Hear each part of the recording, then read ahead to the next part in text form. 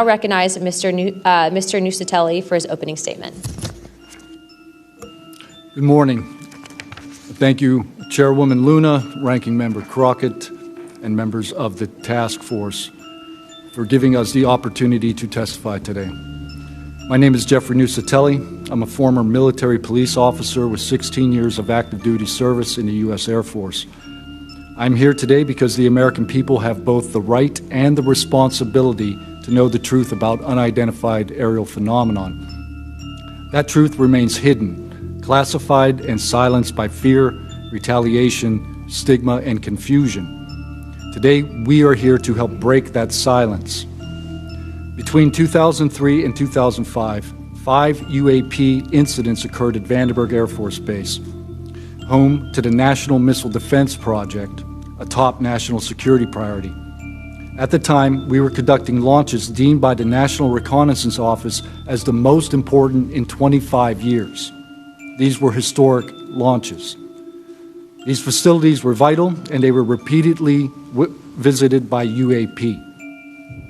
Each incident was witnessed by multiple personnel, documented, investigated, and reported up the chain of command. We sent information up, but we got no guidance down on how to handle these events. I personally witnessed one of these events and investigated others as they occurred. 6 other service members have provided me with the information that I will share with you today. The incursions began on October 14, 2003, when Boeing contractors reported a massive glowing red square silently hovering over 2 missile defense sites. After several minutes, it drifted further east onto the base and vanished over the hills. This event, now known as the Vandenberg Red Square, was referenced by Representative Luna at the first hearing on this topic. Official Air Force records of this event are in possession by Aero and the FBI. Later that night, while I was on duty, security guards at a critical launch site reported a bright, fast-moving object over the ocean. I responded to the incident. Chaos ensued over the radio as the object approached rapidly. I heard my friends screaming, "It's coming right at us, it's coming right for us, and now it's right here." Moments later, I heard them say that it had shot off and was gone. When I arrived on scene, I talked to 5 shaken witnesses who described a massive triangular craft larger than a football field that hovered silently for about 45 seconds over their entry control point before shooting away at impossible speed. About a week later, another patrol reported a light over the ocean behaving erratically. Believing it might be an unannounced aircraft, they declared an emergency, and an armed response force responded. Before the forces could arrive, the object descended and either landed or hovered on our flight line and then took off again at impossible speed. The witnesses to this event were threatened and intimidated afterward. They were told to keep quiet and think about what they were reporting. After that, things did get quiet until about 2005, when another patrol reported a massive triangular craft larger than a C-130 silently floating over the installation. He watched it for a few minutes. It traveled west and disappeared into the night. And then I had my own encounter, again in 2005. I was off duty, sitting in my backyard with 2 other police officers when we noticed what first appeared to be a satellite in orbit, but it wasn't acting like a satellite. The light was strange, it was pulsing, and then it started to maneuver. It dropped in elevation. At times it would vanish from view and reappear in a different location in the sky, and eventually it reappeared 200 feet over my house. It was a 30-foot diameter sphere of light. My friends and I watched it for a moment, and then it gently accelerated and traveled up and disappeared into the stars. These events profoundly changed my life and the lives of my friends. We stand at a pivotal moment in history. The question is no longer whether these events are real, but whether we have the courage to face them. True leadership requires vision, a willingness to confront the unknown with transparency and resolve. So I ask the Congress to help we, the people, enact this vision. There are 3 goals: fund independent research and treat UAP study with the same seriousness as we would any other scientific field. 2, end secrecy and overclassification. Transparency is the foundation of truth. Without it, witnesses like us are dismissed. 3, protect the witnesses. Many stay silent out of fear for their careers, reputations, and the safety of their families. Protect them, and you will embolden others to join this cause. These phenomena challenge our deepest assumptions about reality, consciousness, and our place in the universe. Exploring them can unlock transformative breakthroughs in technology, biology, and human understanding. Let this be the moment when America chooses courage over fear, transparency over secrecy, and progress over stagnation. Let's show the world that our nation leads not only through strength, but through fearless pursuit of the truth. Thank you. Thank you, Mr. Nusatelli.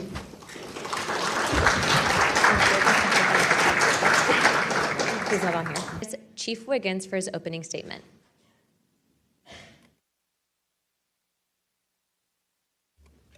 Please press your button. Thank you. Good morning, Chairwoman Luna, Ranking Member Crockett, and members of the task force and the committee. Thank you for the opportunity to testify today.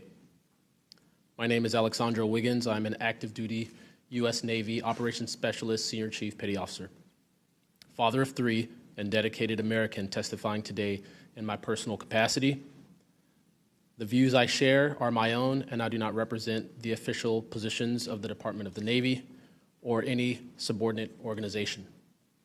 On the evening of February 15th, 2023, at approximately 19:15 PST, in the Whiskey 291 warning area off the coast of Southern California, I was serving on board USS Jackson.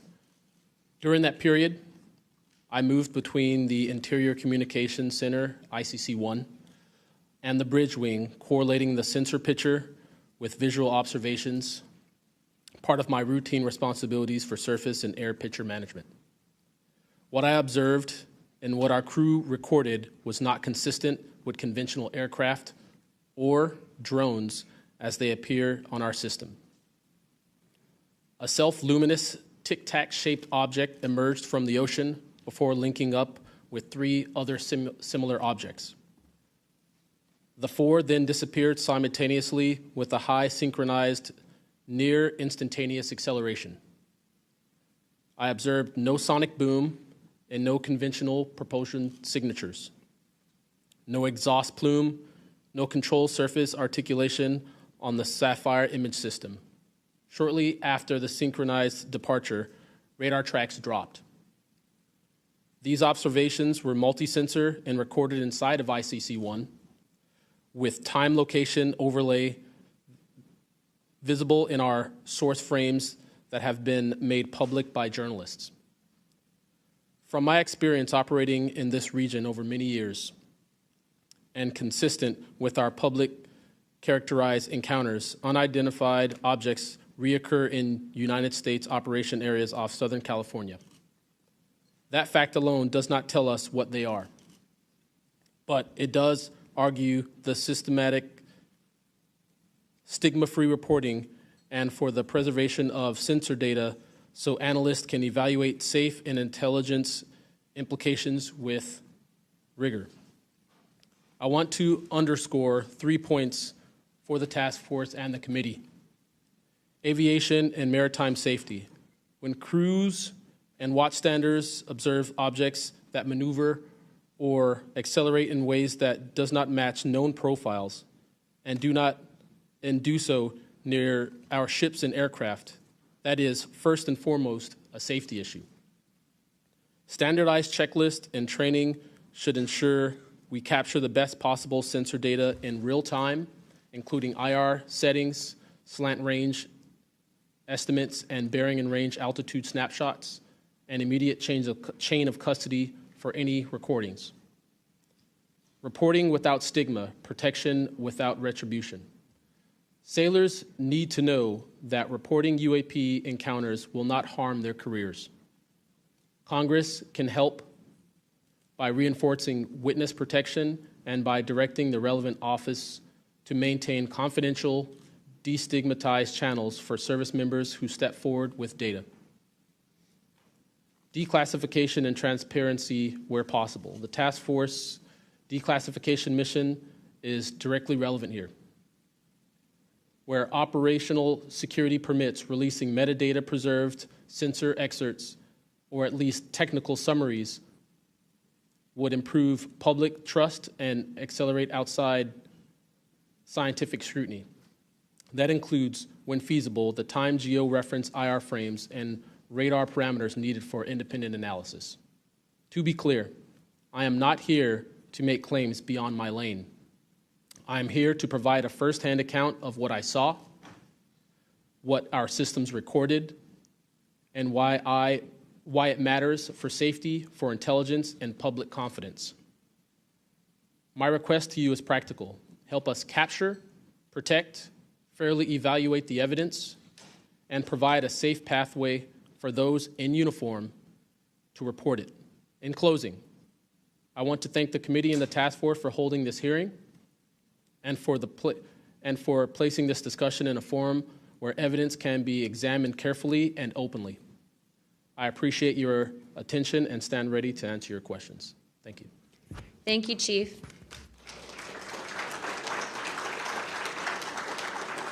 Chief investigative reporter at KLAS TV in Las Vegas.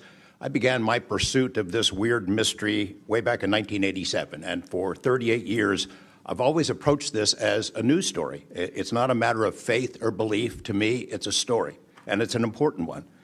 I'm proud to be here alongside these witnesses today, men who have seen strange things and stepped forward to tell the world about it. Whistleblowers and witnesses who step up are routinely insulted, belittled, or worse. They risk their reputations, their careers, their clearances, their livelihoods, and sometimes much more than that, even their freedom. I know that one of the goals of the task force here is to figure out ways to protect whistleblowers and witnesses, and it's a tall order because so many of the things that happen to witnesses like these are extra-legal. They're carried out by persons unknown, as Mr. Dave Grush, sitting up at the top of the room, knows all too well, including events in recent days that have happened to him. I want to share a couple of things that I've learned along the way on this long journey, and I submitted most of that in written form because I estimate that my statement here today would take about 4.5 hours, so I'm going to try to jump over and touch on the more important salient points. I submitted a detailed written statement for the record, and we'll go into a lot of that here, but the public has been told over and over since the late 40s, there's nothing to worry about here. These mysterious craft seen by millions of people in the skies, in the oceans, over the land are not real. They're not a threat. The witnesses are wrong. They're crackpots. Don't believe it. That changed for me. What got me hooked is the paper trail. Documents that were squeezed out of the U.S. government after the FOIA, Freedom of Information Act, became the law of the land. And those documents paint a much different picture than what the public, the press, and Congress have been told over many years. The documents from military and intelligence personnel behind closed doors admit that, quote, these things are real. They're not fictitious. They can fly in formation. They're evasive, and they outperform any aircraft known to exist, including ours. The public, of course, as I said, has been told something much different. Back in 1989, I reported about a guy named Bob Lazar, who claimed that he worked at a facility dubbed S4 out in the Nevada desert, very near to Area 51. He said he was part of a reverse engineering program. He said there are alien craft that will be taken apart to figure out how they operated out there, and that was a pretty tall order. I had clearly taken a dive into the deep end of the pool there. But in the years since then, I've interviewed dozens of other people, and I've detailed what their testimony has been in the written statement. They include Senator Harry Reid, Senator Howard Cannon, also of Nevada, a guy named Al O'Donnell, who was the first general manager of EG&G in Nevada, which managed the Nevada test site, which blew up hundreds of nuclear weapons. There's a guy named Dr. James Lakatsky, who was a career scientist with the Defense Intelligence Agency, who was the guy who initiated a program called OSAP, Advanced Aerospace Weapons Systems Application Program, which is, as far as we know, the largest acknowledged UFO program ever funded by the U.S. government. which put together an amazing pile of information that members of this committee and the world, most of which have never seen. The DIA still hasn't released 95% of what was prepared by that program at a cost of millions and millions of dollars.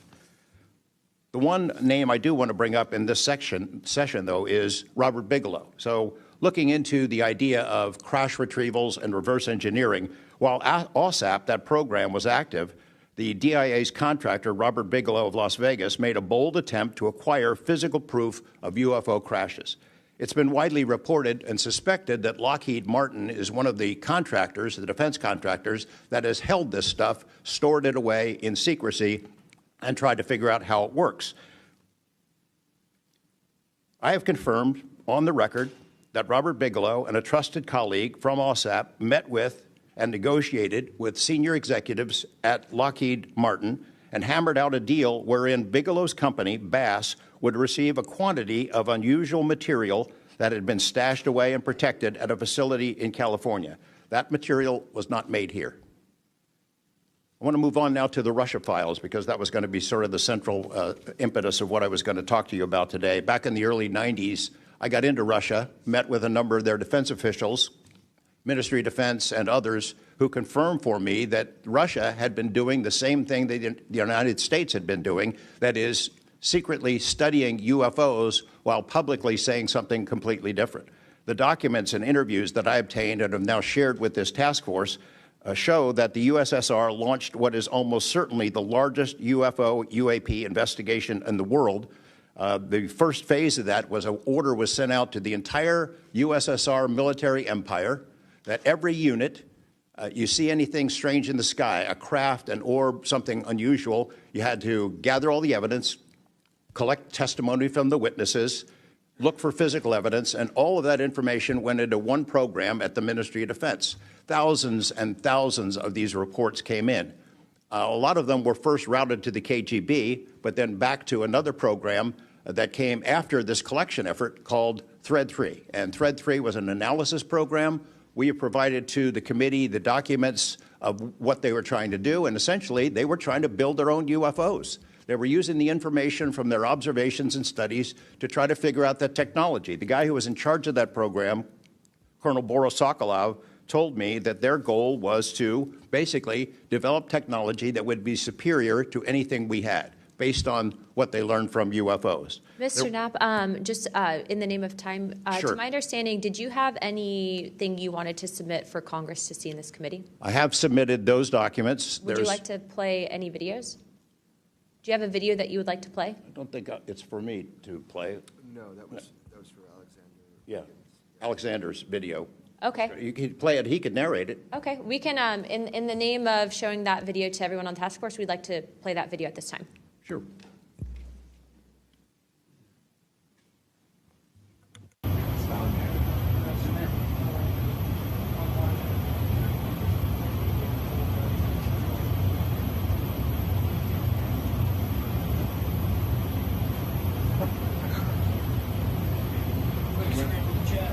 Wouldn't surprise you, I tell you. You call it the VVSS team.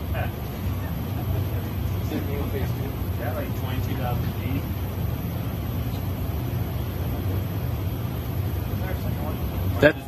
That took off early. On the base, I lived in the barracks. There was a little smoke pit outside. I was there on the telephone and looking across to the flight line, and I see a white light pop up and stop about 100 feet in the air. I thought it was a weather balloon. I've seen tests from there before, weeknight, normal thing, not surprising. I actually finished my cigarette, and I began walking up towards the flight line. There is a track, and because I was on 3 months of night work, I would walk the track at night when we were weather down. And as I began walking towards the light, towards the flight line and the track, the light then flies across the base, across the flight line, and as it flies to me, a triangle manifests around the light. I can't tell you if it's active camouflage. I can't tell you if it appeared around the light, but I can tell you that it was a white light, and then it was a triangle. It stopped about 100 feet in front of me and approximately 100 feet above me. My telephone got extremely hot, completely froze, dead. I remember how thick it was. It was between 1 to 2 stories thick, equilateral triangle. I could never see the top of it, and the edges were 90 degrees. There were 4 lights in total, 1 light on each corner, and a larger light in the center, 2 to 3 times the size of the corner lights. But what was really odd was the outside.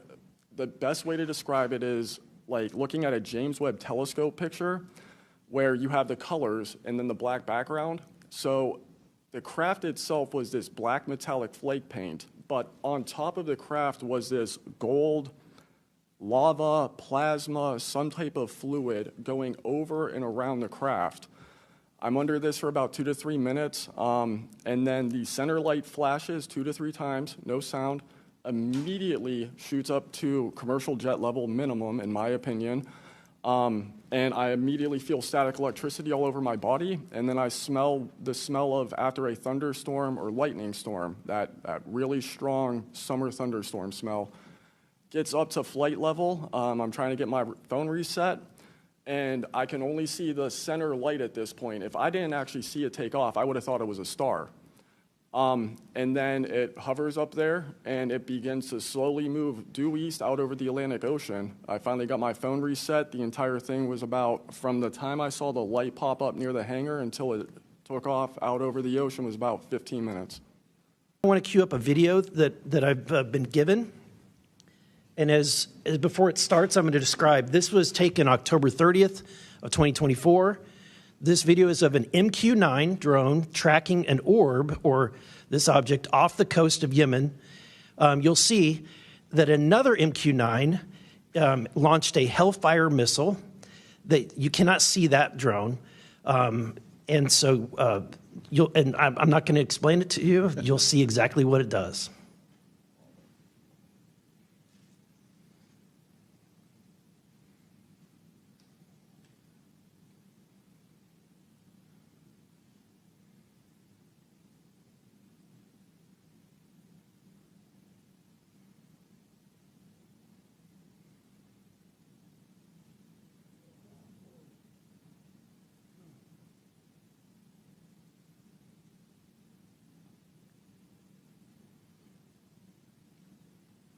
This is when it zoomed out, so you can still see it traveling.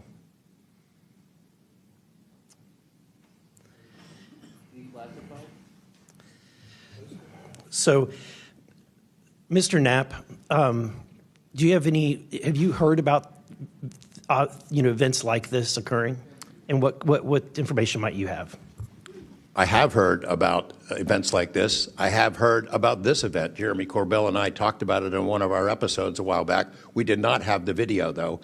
There are servers where there's a whole bank of these kind of videos that Congress has not been allowed to see, that the public hasn't been allowed to see. Occasionally, some of that stuff gets out in the wild, and it comes our way.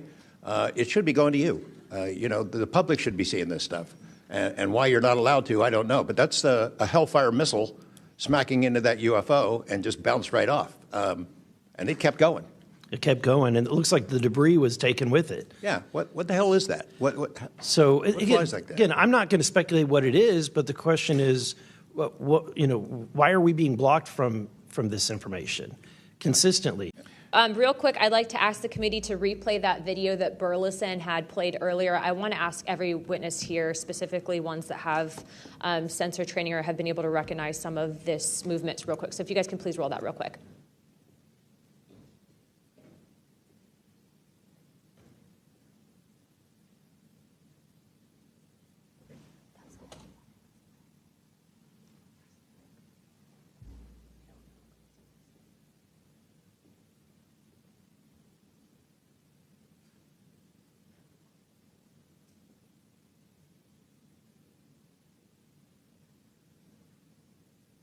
Okay, while this is still rolling, Mr. Nusatelli, real quick yes or no answers. Are you aware of anything in the government, United States government arsenal that can split a Hellfire missile like this? No. And do whatever blob thing it did and then keep going? Nothing? Nothing. All right, how about you, Chief Wiggins?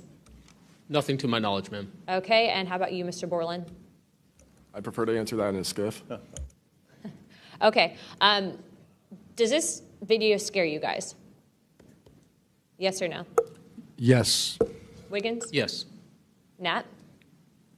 I had a different reaction. I was really happy that it got out. Thanks for providing Curiosity that, kills the Congressman. cat. All right, Mr. Moreland?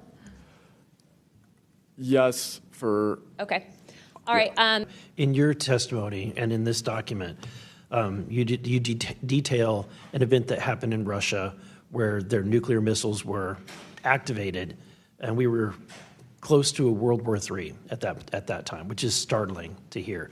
It's also good to know that as we have investigated the JFK files as well, that we're learning that that there was a document that was sent between Russia. There was an agreement between Russia and the United States that if they were to see some unidentified objects over sensitive sites, that they would report it to each other. Are you familiar with that document? Yes, I'm also familiar with the rhetoric, public rhetoric between President Reagan and Gorbachev at the time, too, that they traded statements about wouldn't it be something if we were threatened by something from way outside, how we might work together. I know for sure that they had conversations about it, and I know we did reach an agreement to try to lessen the possibility that us detecting a UFO or group of UFOs would not be mistaken for a bunch of Russian missiles. There were exchanges of that sort that went back and forth. Yeah, and I can imagine this is, to me, the validity of this document is underscored by the fact that Russia would not want this to be known. They absolutely would not want to know, the public to know, or the United States to know that there was a vulnerability in their missile systems. Would you agree? Absolutely. And, and we had many similar incidents at our nuclear weapons facilities here that have all been sort of swept under the rug. But it's pretty scary when you take down 10 missile silos during tense times and you don't have a better explanation for it than it was a special test of security mechanisms or using EMPs, which is a preposterous explanation.